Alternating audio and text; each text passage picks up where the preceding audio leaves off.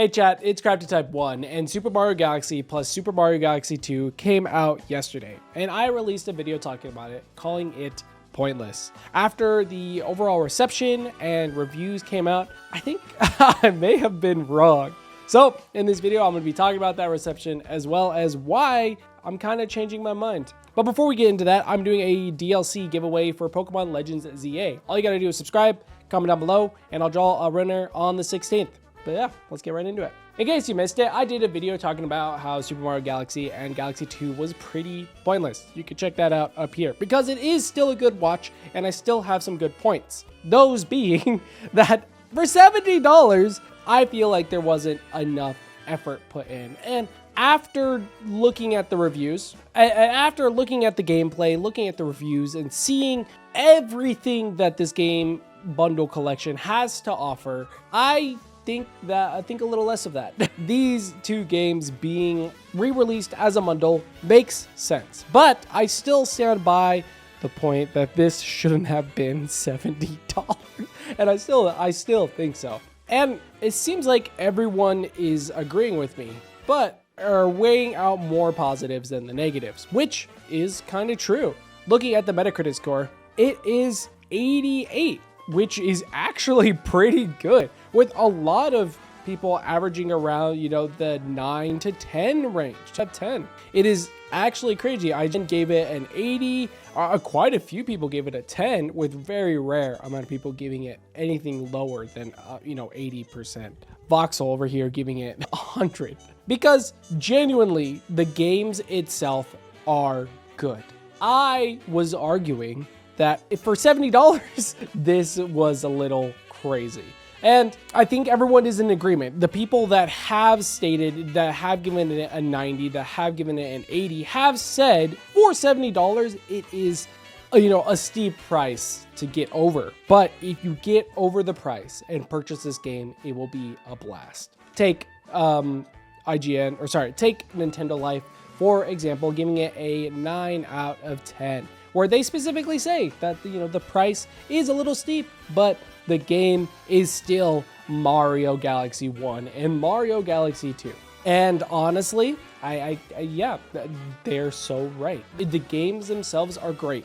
And I think that's what might have influenced my idea that, these feel pointless, because I never played Galaxy 1 and Galaxy 2, which you might be thinking, hey Crafty, why don't you? Because this will get you the most bang for your buck. I'm going to get the most value out of this. This is my first time experiencing these games, and they're both like 4K if you're playing on the Switch too, and they have some small bit of content. And again, that's where I was coming from. That small bit of content did not feel like $70. These games released being $40 each. So if you want to take it like it being actually a little bit of a discount combining them, it is a good deal. Yeah.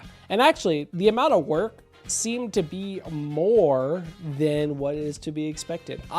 I thought all they did was basically make it 4K, and they didn't do any texture work, they didn't do anything, but I could not have been further from the truth. According to Digital Foundry, the only textures that they didn't up-res was actually the UI and the cutscenes. Both of those, other than both of those, everything else has been, up-res texture-wise. And when it comes to performance, there is no performance issues, which I would hope so. This is, this is a Wii game, but it's running at a stable 60 minus, like when switching camera angles, it goes down to 59 frames. Oh my God. But legitimately, again, this is a part of me where I would hope this game would run at maybe 120 for it being a platformer.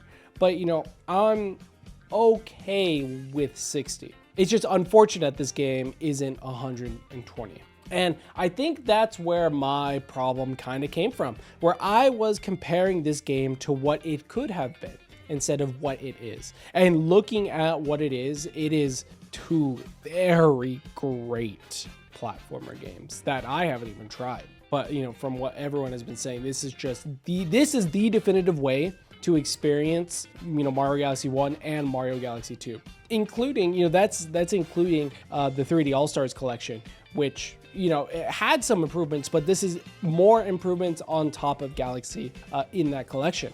And don't even get me started, there's like a hidden soundtrack, because that was something that I was thinking as well. Technically, they took away some features. They took away the soundtrack from, you know, the 3D All-Star collection, but if you hit minus on the home screen of both games, you actually get access to the soundtrack. And that is, you know, something I wish they advertised. I don't think they did. You know, you guys can correct me if I'm wrong.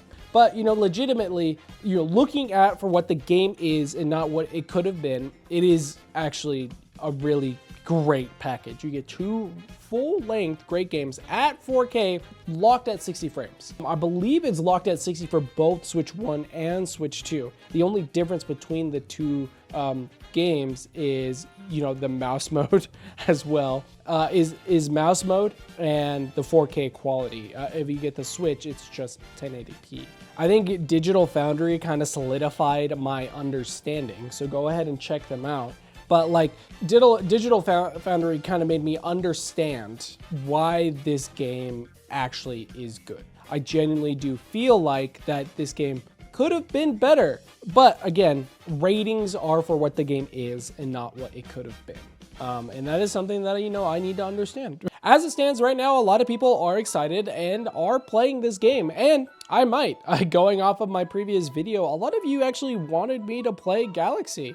So am I right in saying that this was a pretty pointless port? No, you know, any port to a console in the future, any port to a modern day console isn't pointless. It's gonna have value to people that haven't played it. That is including me. Do I think they could have done more? Yes. Does that mean this game is bad? No. But let me know what you guys think in the comment section down below. Did you guys pick it up or are deciding, you know, not to?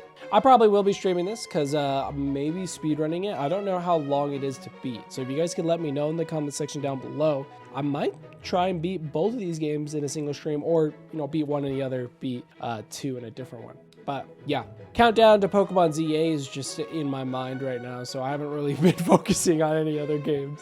More videos on that soon. Thank you guys so much for the engagement. I understand that the previous video was a little bit negative, but it is what it is. That was my thoughts, and these are my thoughts now. Anyways, I'm CraftyType1. Stay subscribed, and yeah, I'll see you guys tomorrow.